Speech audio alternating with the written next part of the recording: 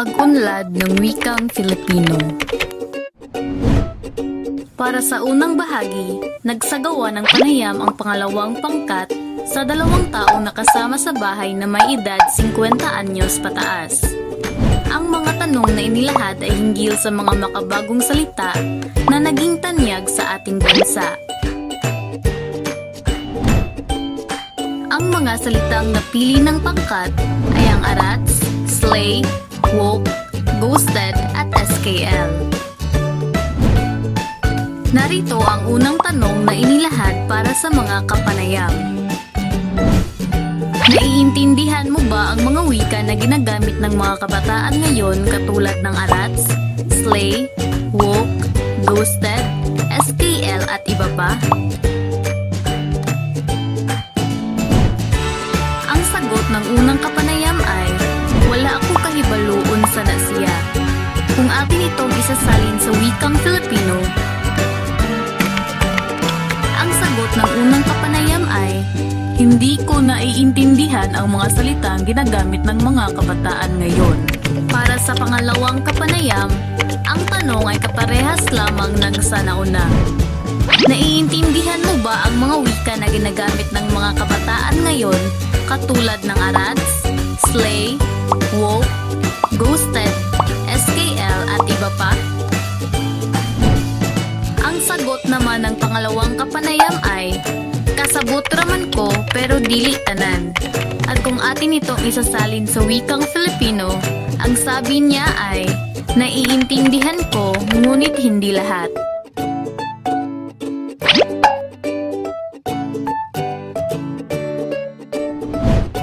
Sa kabilang banda, aming ilalahad ang mga salitang napili ng aming pangkat kasama na ang kahulugan at halimbawang pangungusap gamit ang mga naturang salita. Una ay ang arats. Ang arats ay kalimitang ginagamit ng mga konyo na tao na kabaliktaran ng salitang para na dinagdagan ng titik S. Ang salitang ito ay ginagamit sa pag-imbita ng kakilala na lumakad o sumama na sa kanila. Ito ay pinasikat at ang signature expression ni Zainab Harake, isang Filipino vlogger. Sabi niya na ang arat ay galing sa Tara na pangalan ng ate niyang namatay noong 2015. Dagdag pa niya, feeling ko kaya nag-boom yung arat na because of her. Alam kong proud na proud siya sa akin at habang buhay kong dadalhin yung arat o tara sa mga vlogs ko. Narito ang halimbawang pangungusap gamit ang salitang arats. Oy Carl! Gusto mo bang sumama sa amin? Ano pag hinihintay mo? Arats na! Pangalawa ay ang slay. Ito ay ginagamit kapag ang isang tao ay walang minti sa kanyang pananamit, sa kabuuang itsura, o mayroong ginawang pambihira, lalo na sa mga paligsahan.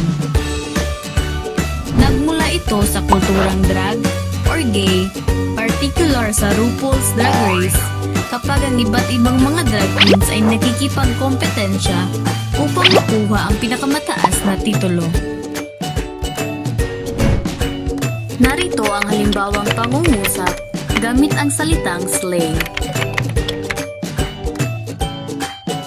Ang ganda talaga ni Catriona, no? Yes, girl! Slay!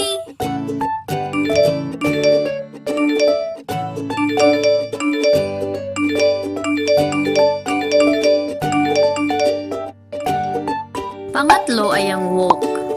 Ang woke ay nanggaling sa salitang Ingles na awoke na ang ibig sabihin ay gising.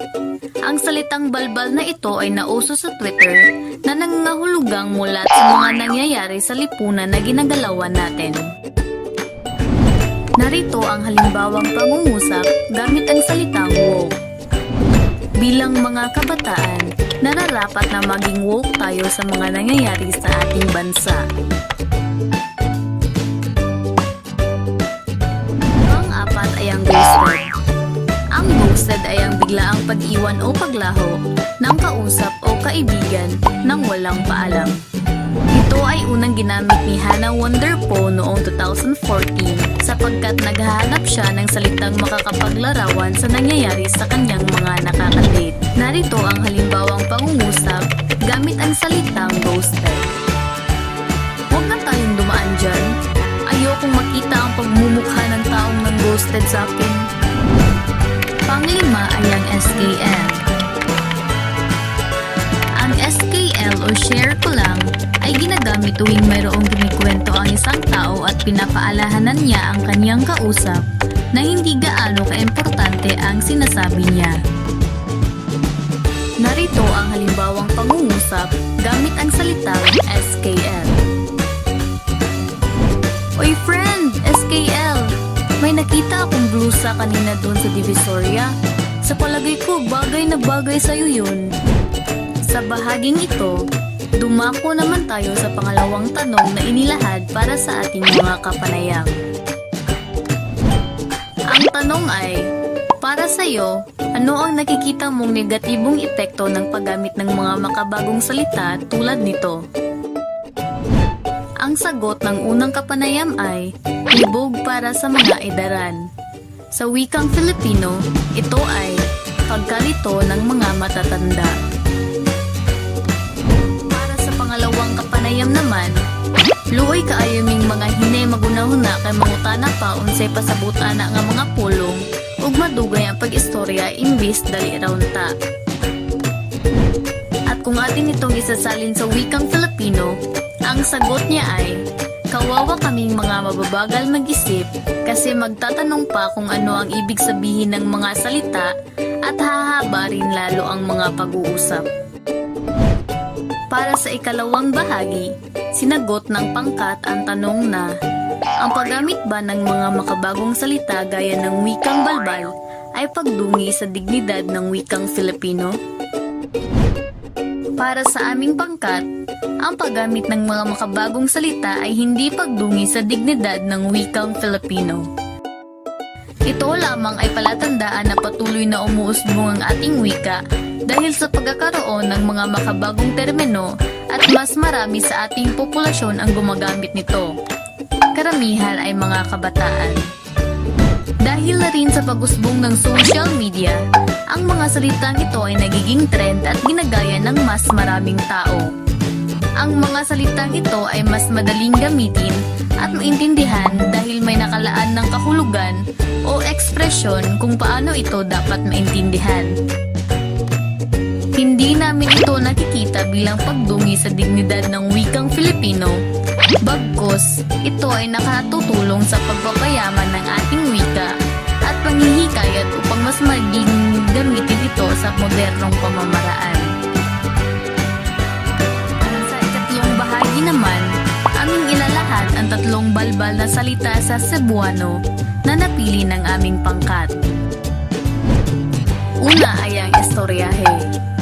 Ang istoryahe ay nanggaling ito sa katagang istorya o istorya na nangangahulugang pagsalita o salita. Ang salitang ito ay maraming posibleng kahulugan, ngunit ang pangunahing gamit ito sa Cebuanong balbal ay sagot sa mga asarang pangkaibigan. Kadalasan itong sinasabi kapag ang sitwasyon ay nakakatawa, nakakailang o corny. Narito ang halimbawang pangungusap gamit ang salitang istoryahe sa wikang Cebuano. Nito nga ka sa simbang gabi pero namukong kapag uli, istoryahe! Kung atin itong isasalin sa wikang Filipino, ito ay magiging, dumalo ka sa simbang gabi pero hindi ka nagbigay ng pamasahe pag-uwi, istoryahe! Ang pangalawang salita naman ay laisyo. Ang laisyo ay nagmula sa ibinaliktad na salitang sosyal. Ang laisyo o fancy sa Ingles ay kadalasang ginagamit sa paglalarawan ng isang tao, bagay o lugar bilang nakamamangha, sopistikado o di kaya ay may bahid ng karangyaan. Narito ang halimbawang pangungusap gamit ang salitang laisyo sa wikang Cebuano. Char! Chanel manugbag! Laisyo ka girl! Kung Kung atin itong isasalin sa wikang Filipino, ito ay magiging Char! Chanel ang bag ah! Laisyo ko girl! Ang pangatlong salita naman ay Kiver. Ang kiver ang salitang ginagamit kapag walang interes ang isang tao sa pinagsasabi ng kanyang kausap o kung wala siyang pakialam sa kahihinatnan ng isang pangyayari. Katumbas ng salitang ito ang katagang I don't care sa Ingles. Narito ang halimbawang pangungusap gamit ang salitang kiver sa wikang Cebuano. Hi, daghan sad kayo ning mamantay sa kong picture ron, pero kiver nila. Kung atin itong isasalin sa wikang Filipino, ito ay magiging Hi, marami na naman to ang pupunan sa picture ko, pero kiver sa kanila. Para sa huling bahagi, ang tanong ay ano ang kontribusyon ng mga wikain sa Pilipinas at iba pang wikain sa pagpapaunlad ng wikang Filipino?